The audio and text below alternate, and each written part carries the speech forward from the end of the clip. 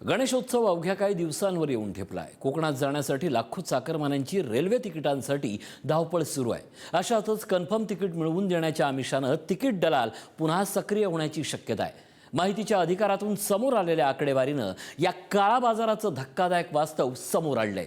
मध्य आणि पश्चिम रेल्वेवर गेल्या 5 वर्षात तब्बल 4,500हून अधिक तिकीट दलालीची प्रकरणं नोंदवली गेली आहेत। पाहूया धनंजय दळवी यांचा हा विशेष रिपोर्ट। गणेशोत्सवाच्या तोंडावर तिकीट दलाल सक्रिय। मध्य रेल्वेवर 5 वर्षात 1,676 गुन्हे, 1,641 दलाल, 410 एजंट अटकेत। प्रवाशांसमोर आता दलालांच्या बनवेगिरीचं नवं संकट। गणेशोत्सव, दिवाळी, उन्हाळ्याच्या सुट्ट्या, प्रत्येक गर्दीच्या हंगामात कन्फर्म रेल्वे तिकीट मिळवण्यासाठी प्रवाशांची धावपळ सुरू होते आणि नेमकं याच संधीचा फायदा तिकीट दलाल घेतात। काही मिनिटात कन्फर्म तिकीट मिळवून देण्याचं आमिष दाखवत प्रवाशांकडून हजारो रुपयांची अतिरिक्त वसुली केली जाते। त्यामुळे दरवर्षी रेल्वे प्रशासनासमोर तिकीट दलाली रोखण्याचं मोठं आव्हान उभं राहतं। माझे तर रेल्वे प्रशासनाला आव्हान आहे की आपण जसं आव्हान करता लोकांना की तुम्ही अधिकृत विक्रेत्याकडून तिकीट घ्या, पण अधिकृत विक्रेता सुद्धा या गोरख धंद्यामध्ये सामील असतात।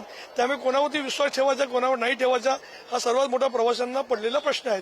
दुसरी बाब म्हणजे आमची आपल्या मार्फत ही सुद्धा मागणी आहे की जे सुद्धा तुम्ही लोकांना पकडता त्यांचे फोटो, त्यांची माहिती अगर तुम्ही संकेतस्थळावर टाकली तर निश्चितपणाने कुठेतरी त्यांना सुद्धा दडपण येईल। जे अशा प्रकारे जे चोरी करत आहेत, जे काळाबाजारी करत आहेत, ते सुद्धा त्या पाजीपासून परावृत्त होऊ शकतात। माहितीच्या अधिकारातून मिळालेल्या आकडेवारीनुसार मध्य रेल्वेवर गेल्या 5 वर्षात तब्बल 1,676 तिकीट दलालीची प्रकरणं नोंदवली गेली। या कारवाईत 1,641 दलाल आणि 410 अनधिकृत एजंट्स अटकेत गेले। 10 कोटी रुपयाहून अधिक किमतीची ई तिकीटं आणि काउंटर तिकीटं जप्त करण्यात आली। विशेष म्हणजे काही रेल्वे अधिकाऱ्यांचाही सहभाग उघडकीला आला असून त्यांच्यावर विभागीय कारवाई करण्यात आली। माहितीच्या आधारावरती पोलिसांनी कार्यवाही ही चालू केली होती आणि त्याच क्रमामध्ये साधारणपणे मुंबईमधील 4 ते 5 व्यक्तींना स्टेट पोलीसद्वारे अरेस्ट करण्यात आलेलं आहे। अजूनही पुढे काही व्यक्ती याच्यामध्ये ज्या इन्व्हॉल्व असतील त्यांच्यावरती कार्यवाही केली जाते आहे आणि लवकरच याची पाळेमुळे खणून याच्यामध्ये अजून जे कोणी व्यक्ती इन्व्हॉल्व असतील त्या व्यक्तींवर देखील योग्य ती पोलीस कार्यवाही केली जाईल। पश्चिम रेल्वेचं चित्रही फारसं वेगळं नाही। गेल्या 5 वर्षात 2,885 तिकीट दलालीची प्रकरणं नोंदवली गेली। मात्र अटक झालेल्या दलाल आणि एजंट्सची एकत्रित माहिती उपलब्ध नसल्याचं माहितीच्या अधिकारातून स्पष्ट झालंय। गणेशोत्सवासाठी विशेष गाड्यांची घोषणा होताच तिकीट दलाल अधिक सक्रिय होण्याची शक्यता व्यक्त केली जाते। त्यामुळे रेल्वे सुरक्षा दलाने सायबर मॉनिटरिंग, ऑनलाईन बुकिंगवर विशेष नजर आणि अचानक छापेमारीची मोहीम सुरू ठेवल्याचा दावा रेल्वे प्रशासनाने केलाय।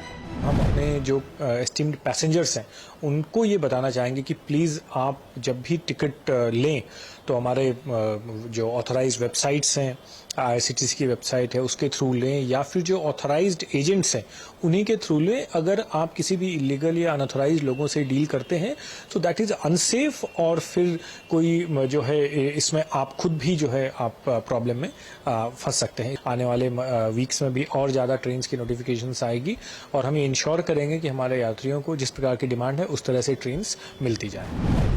गणेशोत्सवासाठी लाखो प्रवासी कोकणासह राज्याच्या विविध भागात जाणार आहेत। अशा परिस्थितीत दलालांच्या आमिषाला बळी न पडता केवळ अधिकृत रेल्वे आरक्षण केंद्र किंवा IRCTCच्या अधिकृत माध्यमातूनच तिकीट बुक करण्याचं आवाहन रेल्वे प्रशासनाने केलेलं आहे। त्यासोबतच तिकीट दलालांविरोधात कारवाई आणखी कठोर करण्याची अपेक्षाही प्रवाशांकडून व्यक्त केली जाते। धनंजय दळवीसह ब्युरो रिपोर्ट, पुढारी न्यूज, मुंबई।